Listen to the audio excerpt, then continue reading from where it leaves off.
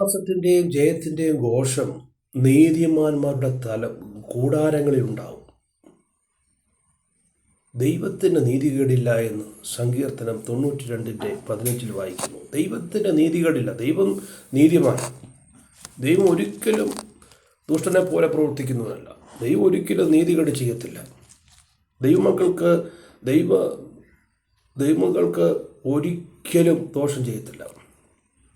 പക്ഷേ അസൂയുള്ള ദൈവങ്ങളുണ്ട്, കോപമുള്ള ദൈവങ്ങളുണ്ട്, നീതികേട് ചെയ്യുന്ന ദൈവങ്ങളുണ്ട്, സ്നേഹം കുറഞ്ഞു പോകുന്ന ദൈവങ്ങളുണ്ട്, കോപിക്കുന്ന ദൈവങ്ങളുണ്ട്, കൊല്ലുന്ന ദൈവങ്ങളുണ്ട്, പിണങ്ങിയിരിക്കുന്ന ദൈവങ്ങളുണ്ട്, മനുഷ്യ ദൈവങ്ങളുണ്ട്.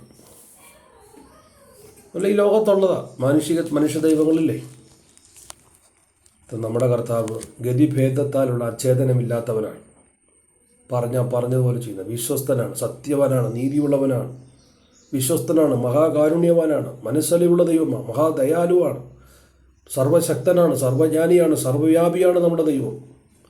അതുകൊണ്ടൊന്നും നമ്മൾ ഭാരപ്പെടേണ്ട. കർത്താവിൻ്റെ സന്നിധിയിൽ വന്നിരിക്കുന്നവരും നിരാശരായി പോകണ്ട.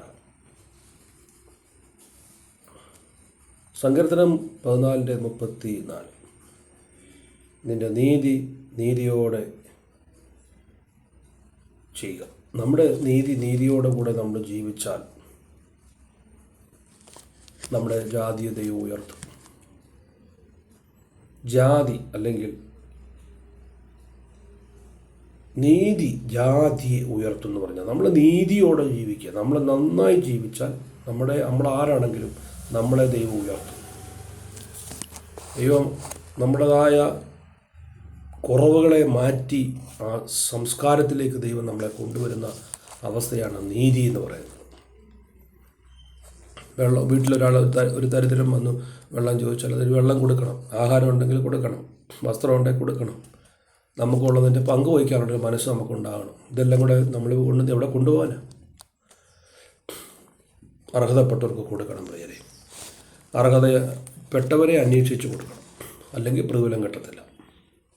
അർഹതയില്ലാത്തവർക്ക് ഇപ്പോൾ കോടിക്കണക്കിന് രൂപകൾക്ക് വീണ്ടും കോടികൾ കൊടുത്തു കഴിഞ്ഞാൽ അവന് അതിൻ്റെ വിലയൊന്നും അറിയത്തില്ല. ലക്ഷക്കണക്കിന് രൂപ കയ്യിലുള്ളവൻ്റെ കയ്യിലോട്ട് വീണ്ടും ലക്ഷങ്ങൾ കൊടുത്താൽ അവന് ആ ഒരു ഓർമ്മ മാത്രമേ ഉള്ളൂ. പക്ഷേ ഇല്ലാത്തവന് കൊടുത്താൽ അവന് അവന് ഹൃദയം സന്തോഷിക്കും, നമ്മളെ ഓർത്ത് പ്രാർത്ഥിക്കും. Praise the Lord.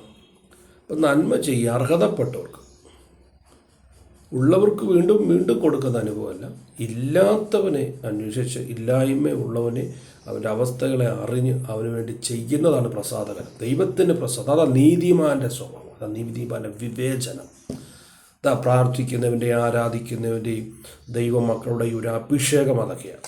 ഇല്ലാത്തവർക്ക് കൊടുക്കും, രണ്ടുള്ളവൻ ഒന്നില്ലാത്തവന് കൊടുക്കട്ടെ. അതാ ദൈവത്തിൻ്റെ കൽപ്പന. നീ ചെയ്യുന്നത് ഇടം കൈ ചെയ്യുന്നത് വലം കൈ, അല്ലെങ്കിൽ വലം കൈ ചെയ്യുന്നത് ഇടം കൈ അറിയരുതെന്ന്. നമ്മൾ 10 പേരെ അറിയിച്ചേ ചെയ്യുന്നുള്ളൂ, പക്ഷേ അറിയരുത്. രഹസ്യത്തിൽ കാണുന്ന ദൈവം നിനക്ക് പ്രതിഫലം തരുമെന്ന വചനത്തിൽ വായിക്കുന്നത്. അപ്പോൾ വചനം എല്ലാം വിട്ടുള്ള യാത്രയായതുകൊണ്ട് ആർക്കും അത് വലിയ വില കൊടുക്കുന്നില്ല.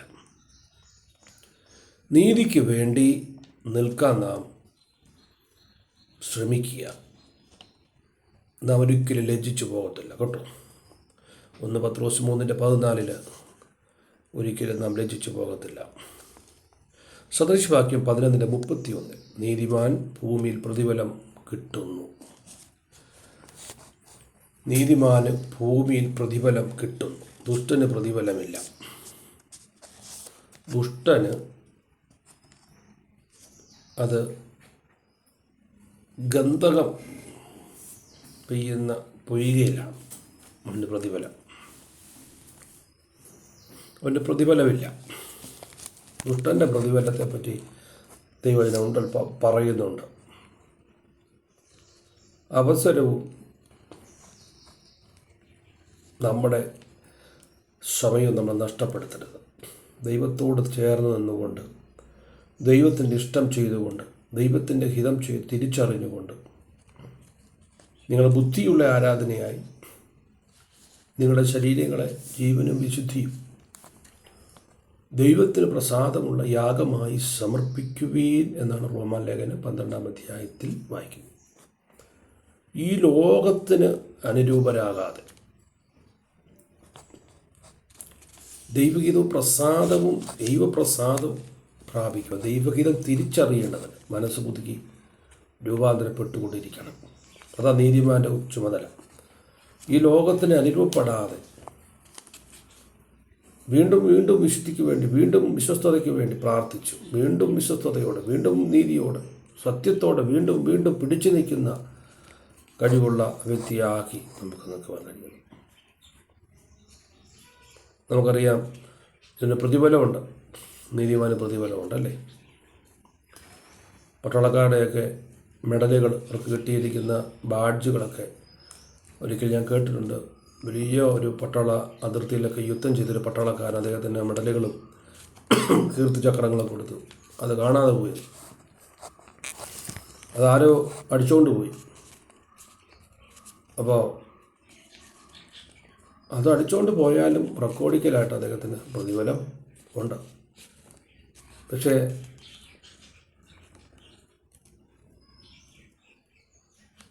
അങ്ങനെ ആ പ്രതിഫലം, അദ്ദേഹത്തിൻ്റെ മെഡലുകൾക്കുള്ള വില, അദ്ദേഹത്തിൻ്റെ ആ വില, കൊടുക്കുന്ന ആ മതിപ്പ്, അത് ഭയങ്കര വാല്യൂ പ്രിയരെ. അദ്ദേഹത്തിന് കൊടുത്തിരിക്കുന്ന മെഡലുകൾ, അദ്ദേഹം ചെയ്ത സേവനത്തിനുള്ള പ്രതിഫലം ഇന്ത്യൻ ഗവൺമെൻറ് കൊടുക്കുമ്പോൾ, കീർത്തിചക്രം അല്ലെ, അതിനുള്ള പ്രതിഫലം നമ്മൾ കൊടുക്കുമ്പോൾ അതൊക്കെ വളരെ അമേസിങ്, അല്ലെങ്കിൽ വളരെ എന്താ പറയുന്നത്, വളരെ ഇമ്പോർട്ടൻ്റ്, മതിപ്പും ഭയങ്കര വിലയും ഒക്കെയുള്ള ഒരു അവസ്ഥയാണത്. പ്രത്യേക ലിസ്റ്റിലുള്ള പേരുകൾ അവരുടെ പേരുകളും അവരുടെ ഫാമിലിയൊക്കെ പ്രത്യേകിച്ചും വളരെ മാനിക്കപ്പെട്ടുകൊണ്ടിരിക്കുന്ന, അല്ലെങ്കിൽ മാനിക്കപ്പെടേണ്ട ഫാമിലിയായിട്ട് മാറും ഇന്ത്യയിൽ. അവർക്കെല്ലാ സൗകര്യങ്ങളും ഗവൺമെൻറ് ചെയ്തു കൊടുക്കും. അപ്പോൾ ദൈവവചനം പറയുന്നു, 92-ാം സങ്കീർത്തനം 12-ാം വാക്യം, നീതിമാൻ പന പോലെ തഴയ്ക്കും, ദുഷ്ടൻ വാടിക്കരിഞ്ഞു പോകുമെന്ന്. ദുഷ്ടൻ നോക്കും, അവനെ പിന്നെ അവിടെ കാണുകയില്ല. ദുഷ്ടൻ്റെ ആശ നശിച്ചു പോകും, അവൻ പല്ല് കടിച്ച് ഒരുകി പോകുന്ന വചനം വായിക്കുന്നത്. നീതി പ്രവർത്തിച്ച് കൊണ്ടല്ല നമ്മൾ നീതിമാന്മാരാകുന്നത്. നമ്മൾ നന്മ പ്രവൃത്തികളില്ല, നീതി പ്രവൃത്തികളെല്ലാം കറവരുടെ തുണി പോലെ. നീതി നമ്മുടെ സ്വഭാവമായി മാറണം. നീതി നമ്മുടെ സ്വഭാവമായി, നമ്മുടെ ശരീരത്തിൽ, നമ്മുടെ എല്ലാ നീതിമാനായ ഒരു സ്വഭാവം, നല്ല സ്വഭാവമുള്ളവരുണ്ട്.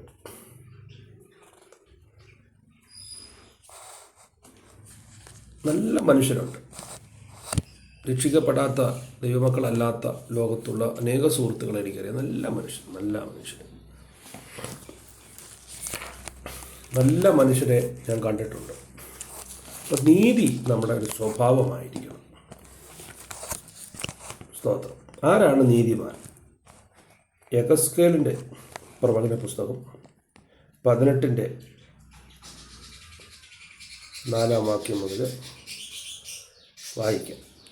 സകല ദേഹികളും എനിക്കുള്ളവർ, അപ്പൻ്റെ പ്രാണനും മകൻ്റെ പ്രാണനും ഒരുപോലെ എനിക്കുള്ളത്.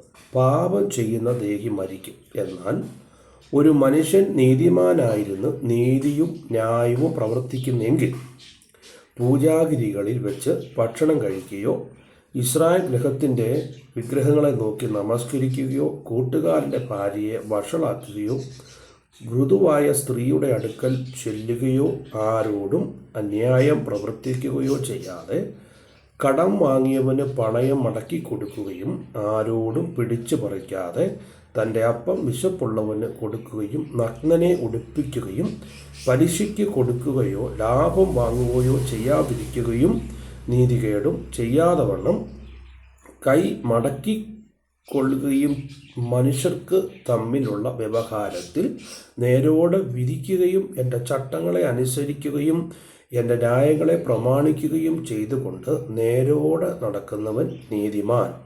അവൻ നിശ്ചയമായി ജീവിച്ചിരിക്കുമെന്ന് യഹോവയായ കർത്താവിൻ്റെ അരുളപ്പാട്.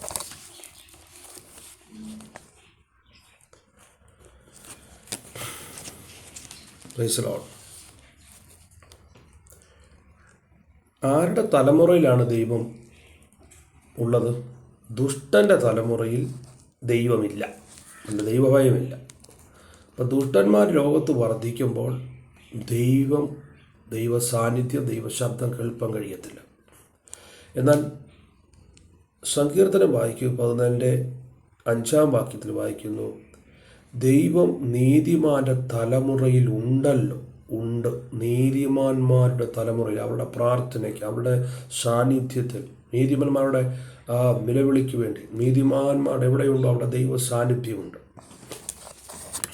അവരുണ്ടെങ്കിൽ ദൈവം വെളിപ്പെട്ടു വരും. Praise the Lord. സങ്കീർത്തനം 17 ദുഷ്ടന്മാരും ദൈവത്തെ മറക്കുന്ന സകല ജാതികളും പാതാളത്തിലേക്ക് തിരിയും. അപ്പം ദുഷ്ടന്മാർക്ക് എന്താണ് അവർക്കുള്ള പ്രതിഫലം? അവർ ദൈവത്തെ മറക്കുന്നവരാണ്. അവർക്ക് ദൈവത്തെ വേണ്ട, ദൈവത്തെ നിഷേധിക്കുന്നവരാണ്. അവർ ദൈവത്തെ അറിയേണ്ട ആവശ്യമില്ല. അവർ സകല ജാതികളും പാതാളത്തിലേക്ക് തിരിയും. അവരുടെ അവസാനം പാതാളത്തിലാണ്. നമ്മൾ വിചാരിക്കും അവിടെ സൂപ്പർ മാർക്കറ്റ് ഉണ്ടെന്ന്. ഒരിക്കലുമില്ല. സൂപ്പർ മാർക്കറ്റ് പാതാളത്തിൽ എങ്ങും ഒരു ചാൻസ് ഇല്ല അതിന്. അവിടെ എപ്പോഴും ചാകാത്ത, എപ്പോഴും കെടാത്ത തീയും, അവിടെ വലിയ തീയും വലിയ ശിക്ഷയും ഭയങ്കര നിലവിളിയും, വളരെ നിരാശയുള്ളവരുടെ നടുവിലേക്ക്, പാപികളുടെ നടുവിലേക്ക്, ദുഷ്ടന്മാരുടെ നടുവിലേക്ക് നമ്മൾ എടുത്തിടുക. അവിടെ ചെന്ന നമ്മൾ സ്വയം ചാടുകയല്ല, ദൂരം നമ്മളെ തെള്ളിയിടുക ചെയ്യുന്നത്. സ്വയം ചാടാൻ നമുക്ക് ഒരിക്കലും മനസ്സ് കാണത്തില്ല. നമ്മൾ പറയും ഇല്ല ഞാൻ ചാടത്തില്ലെന്ന് പറഞ്ഞാൽ ദൂതം പറയും ചാടിയേ പറ്റുള്ളൂ. അപ്പോൾ ദൂതം ചാടിയില്ലെങ്കിൽ വന്ന് തള്ളി അങ്ങ് ഇടും. ഇവിടെ റോമാലേഖനം 1:29 അവർ സകല അനീതിയും ദുഷ്ടതയും നിറഞ്ഞവർ, അവർ മാനസാന്തരപ്പെടത്തില്ല. കാരണം അവർ മാനസാന്തരപ്പെടുവാൻ സാത്താൻ അവരെ സമ്മതിക്കത്തില്ല.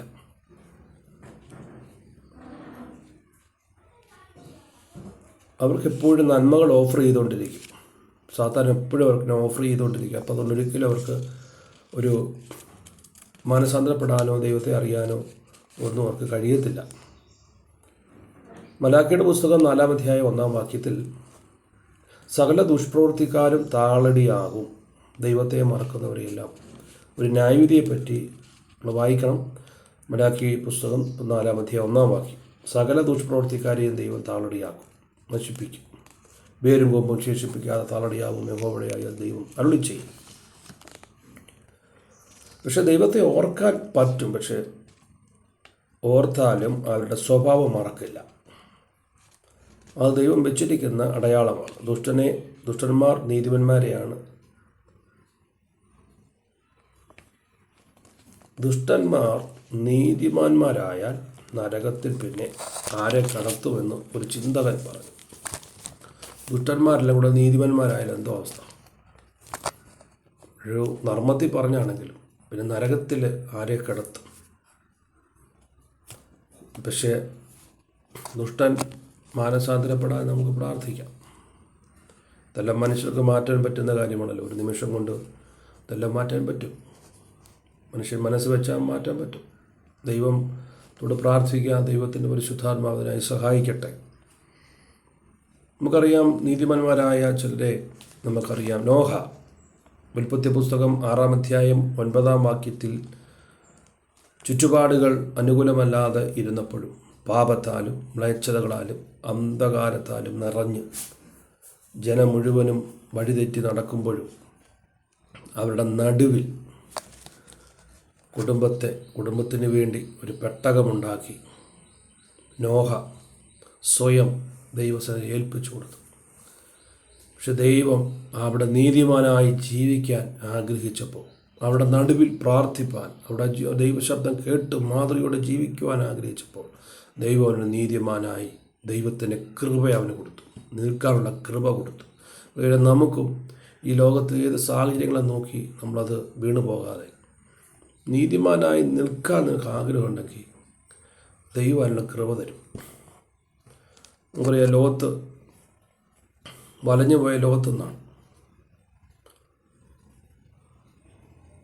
യേശുക്രിസ്തു മത്തായിയുടെ സുവിശേഷം 27:19 ലോകത്തിൻ്റെ മുഴുപാപത്തെയും ദൈവത്തോട് സമനായിരുന്ന ദൈവത്തിൻ്റെ മഹത്വം, ദൈവം കൊടുത്ത സകല മഹിമകളെയും വെടിഞ്ഞ് ഭൂമിയിലേക്ക് വന്ന് മനുഷ്യനെ പോലെ ആയി ആ അദാമ്യ പാപം, അല്ലെ ലോകത്തിൻ്റെ മുഴുപാപവും തൻ്റെ ശരീരത്തിലേക്ക് താൻ ഏറ്റെടുത്ത് ആ ക്രൂശിലേക്ക് കയറി അവസാനത്തോടെ നമുക്ക് വേണ്ടി ഊറ്റിത്തന്നു നമ്മളെ രക്ഷിപ്പാൻ, നരകത്തിൽ നിന്ന്, നാശത്തിൽ നിന്ന് നീതിമാന്മാരാക്കുവാൻ, നമ്മളെ നീതിയുള്ളവരാക്കി മാറ്റി.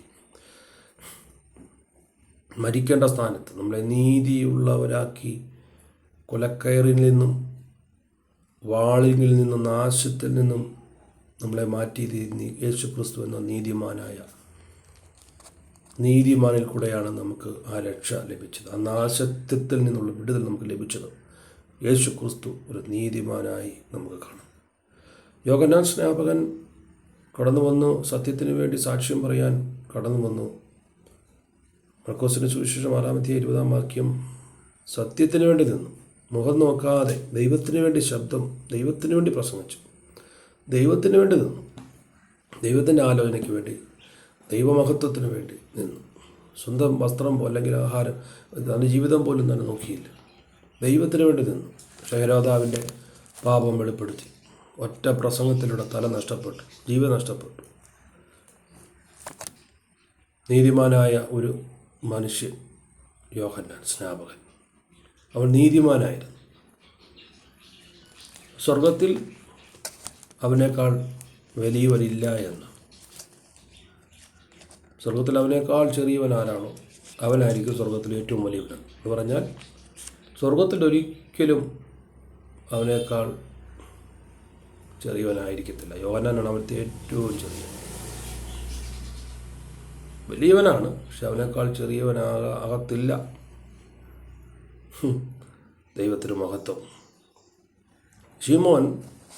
ശിമയോനെ പറ്റി പറയുന്നു, ദേവാലയം വിട്ടുമാറാതെ ഇസ്രായേലിൻ്റെ സമാധാനത്തിന് വേണ്ടി കാത്തിരുന്ന, യേശുവിനെ കാണാതെ മരണം കാണുകയില്ല എന്ന് അരുളപ്പാട് ലഭിച്ച ശിമയോൻ, നീതിമാനായ ഒരു ശിമയോൻ.